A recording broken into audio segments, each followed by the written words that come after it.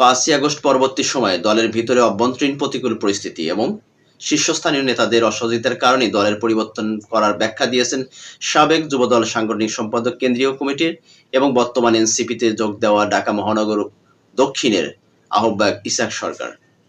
তিনি বলেছেন ৫ই আগস্টের পরে মানে তার জীবন এবং তার পরিবারের জীবন দুর্বিষহ পরিস্থিতির মধ্যে গিয়েছিল, কারণ ৫ই আগস্টের রাজনীতির পরিস্থিতি পরিবর্তনের পরে তার নামে বিভিন্ন রকমের চাঁদাবাজি, বিভিন্ন মামলা হামলা করার ফলে দল থেকে তাকে শোকজ করা হয়। কিন্তু এই ব্যাপারে যখন একজন শীর্ষস্থানীয় নেতার কাছে সমস্ত কিছু জানান দেবার জন্য তিনি বলতে গিয়েছিলেন যে আমার বিরুদ্ধে একটা অপপ্রচার এবং সুসময়ে যে সমস্ত অনুপ্রবেশকারী আছে সে সমস্ত অনুপ্রবেশকারীদের জন্যই আজকে আমার নামে বিভিন্ন মামলা এবং আমার নামে অপপ্রচার করা হচ্ছে। এই বিষয়গুলো যখন একজন শীর্ষস্থানীয়, যে নাকি দলের শীর্ষস্থানীয়, ইভেন এখন একটা মন্ত্রণালয়ের দায়িত্ব আছে, এরকম একজন ব্যক্তির কাছে যখন যায় তাকে দুর্ব্যবহার করে তাকে তুর করে তাড়িয়ে দেওয়া হয় তার বাসা থেকে।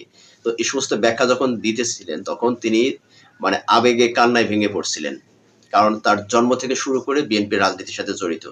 এই রাজনীতি ছেড়ে তিনি এখন এনসিপির মতো একটা রাজনৈতিক দলের সদ্য যোগ দেওয়া একজন নেতা। তো এই সমস্ত কারণে হয়তো বিএনপির অনেক সময় অনেক ত্যাগী নেতারা আজকে দল থেকে বের হয়ে যাচ্ছে, যার কারণে অদূর ভবিষ্যতে বিএনপির জন্য আসলে কতটা ক্ষতি হবে সেটা ভবিষ্যৎ বলে দেবে। তো ইসাক সরকারের মতো ত্যাগী নেতারা যখন দল থেকে বের হয়ে যায় তখন অবশ্যই বিএনপির এটা অশনি একটি সংকেত। দর্শক, এই ব্যাপারে আপনাদের মতামত থাকলে অবশ্যই জানাবেন।